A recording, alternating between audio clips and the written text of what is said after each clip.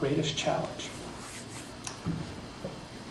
Well, we could hit that a couple different ways. I think the greatest challenge from a publicity standpoint, as a school board member, would be the way people see, the perception of the school system. And I think from that perspective, there are people who still don't trust the school system and may not, whether it's they don't trust it because of school board decisions or administrative decisions, things like that. So I think there's that. I think when you look inside the school system, you talk to teachers and other things, I think one of the challenges is, well, there's a bunch of different things that we call the greatest challenge, but I think one of the bigger ones is how do we keep our students on task so that we can get to graduate, so we can get them to be successful. And not really, let's face it, we can't say we just want a kid to graduate high school anymore. We want them to graduate and be successful in society. There was that New York Times piece last week or the week before that 60%, the students in elementary school, 60% of their jobs don't even exist yet. So they don't even know what their careers are going to be because the way technology is changing. That 60% could be wrong. So we don't even know some of what they're going to be doing out there. So I think, this kind of goes back to the standardized testing thing, because I don't want to teach a kid how to do to bubble and test. Instead of giving him an end of grade test, it's a bubbling test. Can I give him a video camera and go say, all right, get a bunch of your friends.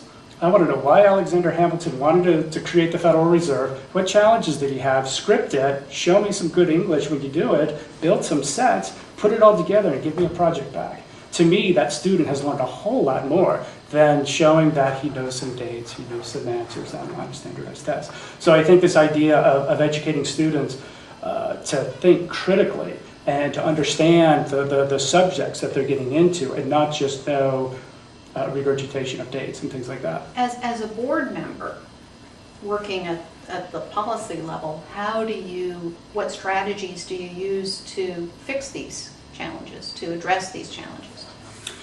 I think there's a couple different ways. The school system is already giving some flexibility to the individual schools, their administrations, principals, teachers, to try some of these different things. And I think we can continue to foster that idea so that teachers aren't afraid to try some different things. Again, it goes back to we only have allegedly 180 days in a year to teach. We're already spending this amount of time because we have to worry about the tests and all these other things.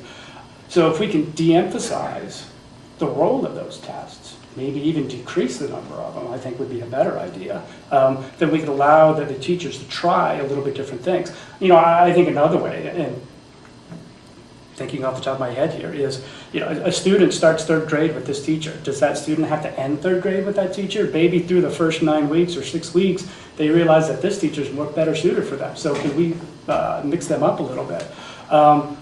Is that student good enough that they could be in fourth grade right now? Do they have to stay with their class through those 180 days if they're educationally ready to move on? I think we have locked ourselves into this idea, this traditional idea of what schooling is, that child has to stay in third grade. Let's move them up. Let's do some different things with that. So I think being able to give that freedom to those schools, at the same time to make sure that they're sticking with those ideas so that it's not falling apart on them. That's where our oversight comes in, but giving them that flexibility to try different things.